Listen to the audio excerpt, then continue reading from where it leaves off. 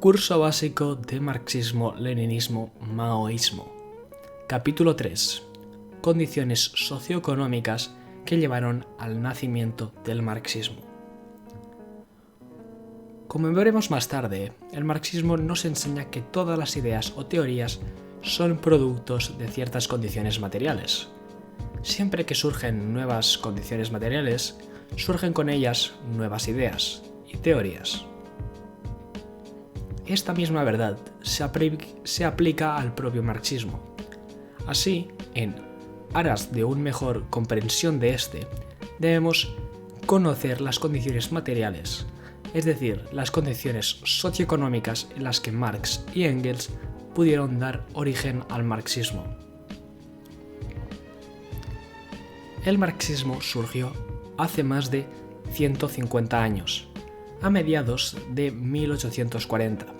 Se estableció por primera vez en Europa. Esta dominación fue tal que casi todas las antiguas civilizaciones militares, como la India, China y Persia, estaban subordinadas a ella.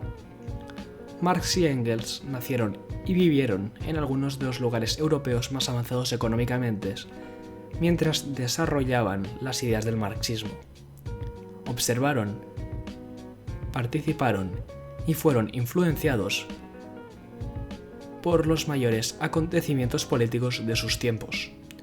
Dicho esto, con el fin de entender cómo nació el marxismo, primero debemos analizar la Europa de esa época y ver los principales factores socioeconómicos de entonces. Número 1. El factor más importante fue la Revolución Industrial, que duró aproximadamente desde el 1760 a 1830, e incluso, centrada en Inglaterra, influyó al mundo entero. La Revolución Industrial es llamada de esa manera debido al explosivo y revolucionario nacimiento de la producción industrial. Fueron en estos 70 años que el mundo asistió por primera vez a un fenómeno de tal magnitud. Fue en esa época cuando se construyeron y crecieron rápidamente las fábricas modernas, especialmente en Inglaterra. Junto con este evento llegó la tremenda expansión del mercado mundial, que exportaba los bienes manufacturados ingleses a todas las partes del globo. Aunque otros países como Francia, Holanda y regiones de Alemania y de los Estados Unidos también contaban con sus industrias. Este periódico histórico fue denominado en su mayoría por Inglaterra. El dominio era tal que el país comenzó a ser llamado Taller del Mundo, debido a que las exportaciones de bienes manufacturados se mandaban a todos los países. La revolución industrial transformó por completo la clase capitalista. Anteriormente, esta clase no era tan fuerte económicamente y era una clase media. Se llamaban burgueses porque bourgeoisie significaba clase media en francés. Sin embargo, con la llegada de la revolución industrial, esta clase media se convirtió en una clase de millonarios industriales. La moderna burguesía industrial, las incontables riquezas de esta nueva clase, le dieron fuerza suficiente para desafiar el poder de las clases feudales, que hasta entonces aún eran las clases dominantes. Además de la burguesía moderna, la revolución industrial también dio luz a otra clase, la moderna clase trabajadora industrial, o el proletariado. Esta clase, que consiste en miles de obreros trabajando juntos en grandes fábricas, se diferencia gradualmente de los antiguos trabajadores, que ejercían su ocio en pequeños grupos en los talleres.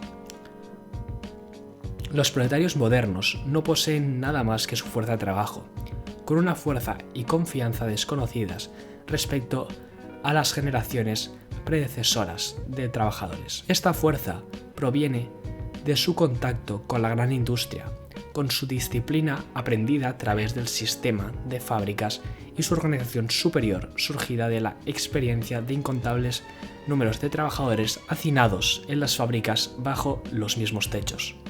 Su posición en la sociedad los formó como potencia en la mayor fuerza revolucionaria de la historia. Otro factor importante fue aquel que dominó la escena política europea en la época, es decir, la ola de revoluciones democrático-burguesas encabezadas por las nacientes clases capitalistas, en la que más importante fue la Revolución Francesa de 1789. La Revolución Francesa no solo trajo muchos cambios radicales en Francia, también originó las guerras napoleónicas, cuyos ejércitos de la burguesía francesa conquistaron casi todo el continente europeo, trayendo consigo las reformas burguesas y aboliendo el feudalismo por donde quiera que pasasen. Además de eso, dieron el tiro de gracia a los reyes y a las viejas clases feudales.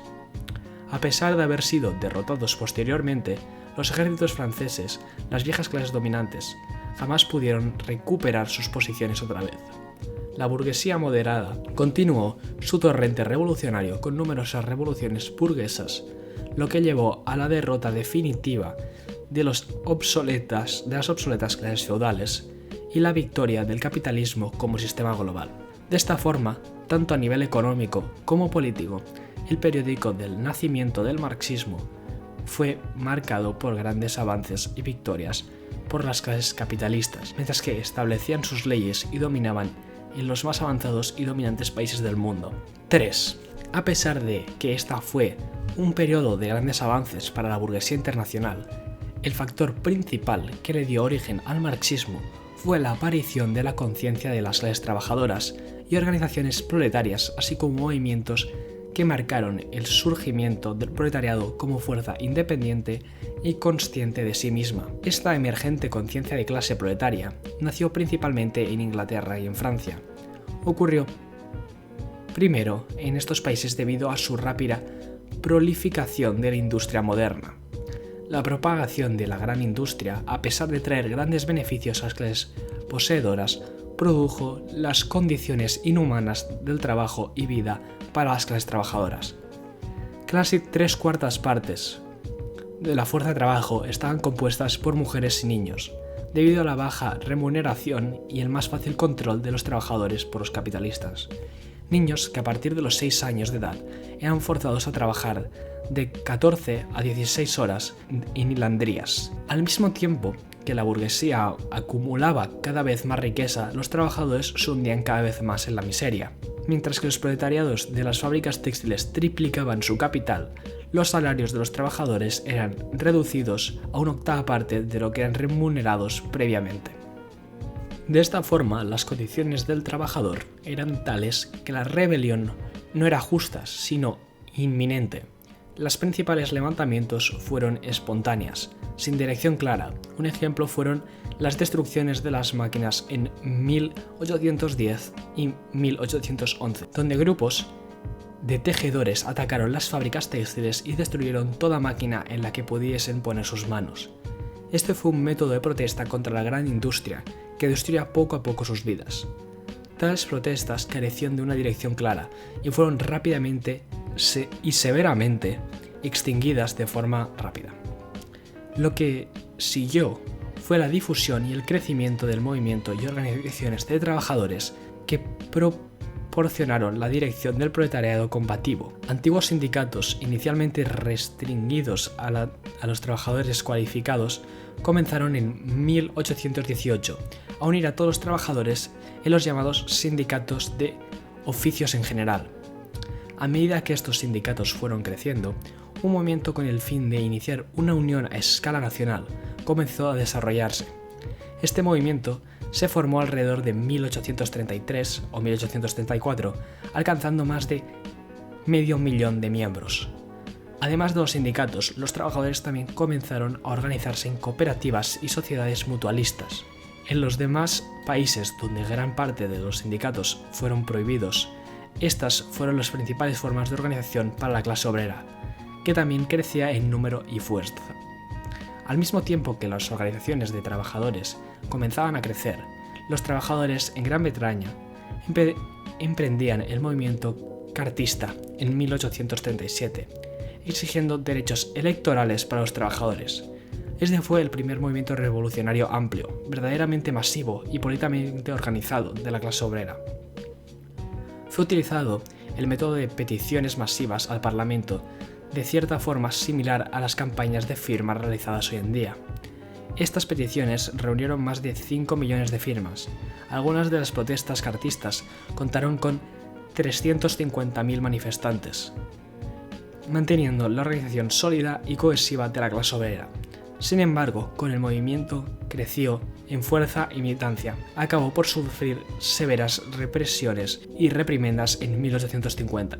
Durante el comienzo de los años 40, mientras Engels vivía en Manchester, estaba en estrecho contacto con los líderes revolucionarios cartistas y su periódico The Northern Star, siendo profundamente influenciado por el cartismo.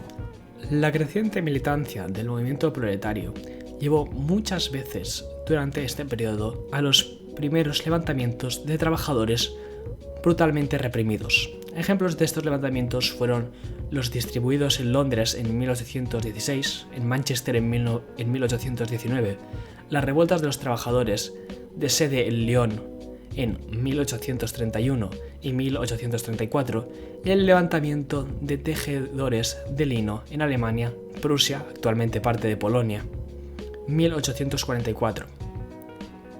Esta última lucha tuvo un fuerte impacto en Alemania, así como en el joven Marx. Así, a mediados de 1840, el movimiento obrero creció rápidamente en fuerza e intensidad. En varios países industriales, no obstante, aún era demasiado débil e influyente para ser una amenaza real al dominio de la burguesía y de las antiguas clases feudales dominantes. Sin embargo, la aparición del proletariado como fuerza de clase independiente fue un fenómeno histórico de importancia mundial. El surgimiento de la existencia material del proletariado significa al mismo tiempo el nacimiento de las ideas representaban esta nueva clase revolucionaria. Llegaron a existir numerosas ideas y teorías que clamaban por representar los intereses de la clase trabajadora. El marxismo, formulado en la época de 1840, era solo una de ellas. Sin embargo, a pesar de que surgieron numerosas teorías bajo las mismas circunstancias socioeconómicas, solo el marxismo ofrecía las herramientas para comprender correctamente condiciones y también los medios para transformarlas. Sin embargo, en los años siguientes, solo el marxismo demostró ser una auténtica ideología proletaria.